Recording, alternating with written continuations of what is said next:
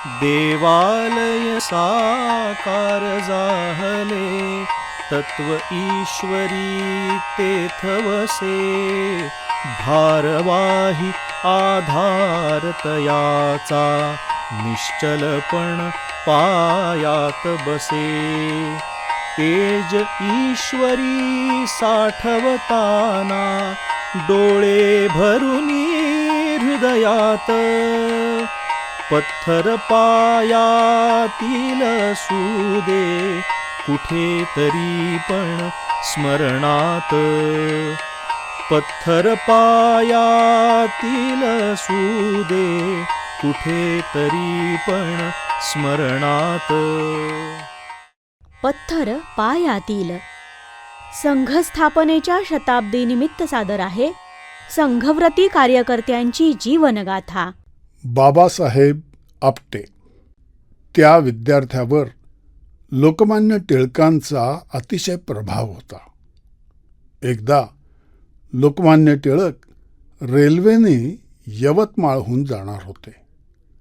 आपल्या शाळेतील मुलांनी तिथे जाऊ नये असं मुख्याध्यापकांना वाटत होतं. म्हणून त्यांनी शाळेचं फाटक बंद केलं.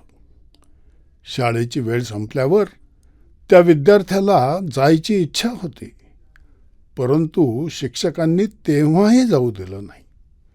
त्याने हट्ट सुरू केल्यावर शिक्षकांनी त्याला छडीने बेदम मार दिला.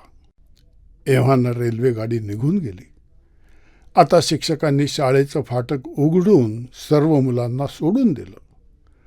रागात येऊन तो म्हणाला, भले आपण मला सोडलं नाहीत, परंतु मी मनातल्या मनातच तिथे जाऊन लोकमान्य टिळकांचं दर्शन घेऊन आलो आहे आणि त्यांच्याच आदेशानुसार माझं संपूर्ण जीवन देशासाठी अर्पण करण्याचा निश्चयही केला आहे. हे सारं पाहून शिक्षकांनी कपाळावर हात मारून घेतला.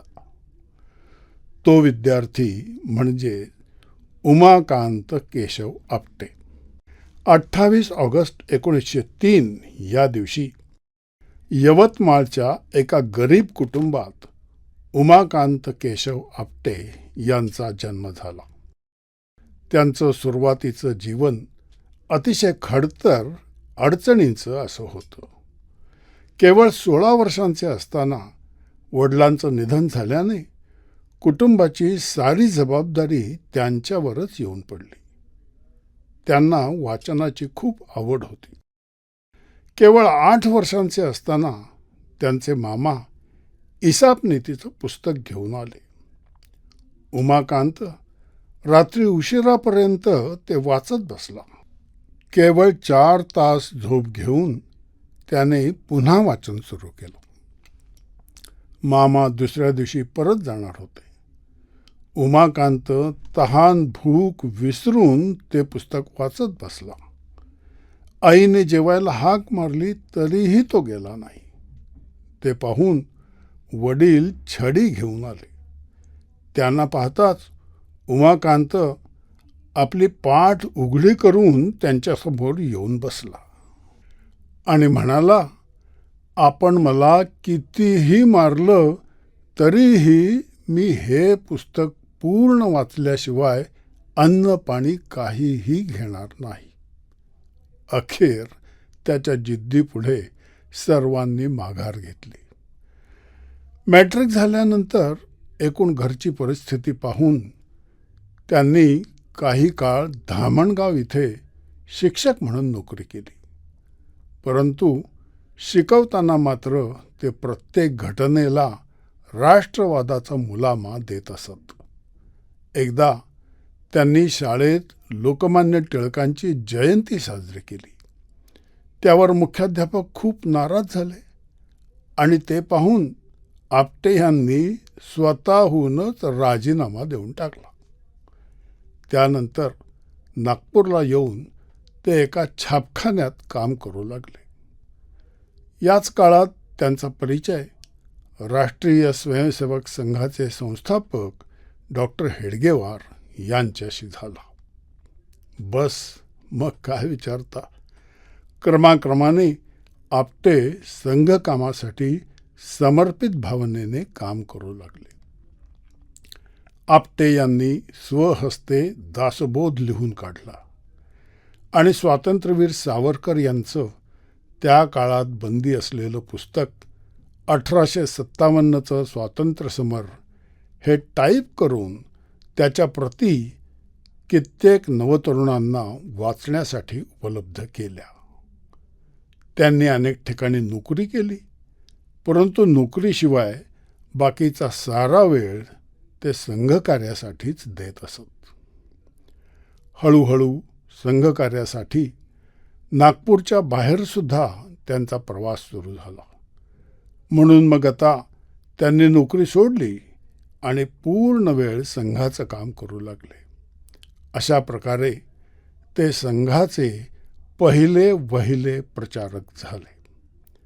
शाखाशाखांवर प्रवास करणे आणि कार्यकर्त्यांच्या भेटीगाठी घेणे यासाठी अगदी सहजपणे ते दिवसभरात 20-25 मैल पायी फिरत असत. त्यांचा संघकामातील अनुभव लक्षात घेऊन डॉक्टरांनी त्यांना देशाच्या अन्यान्य प्रांतामध्ये सुद्धा पाठवण्यास सुरुवात केली. अशा प्रकारे ते संघाचे अघोषित प्रचार प्रमुख झाले.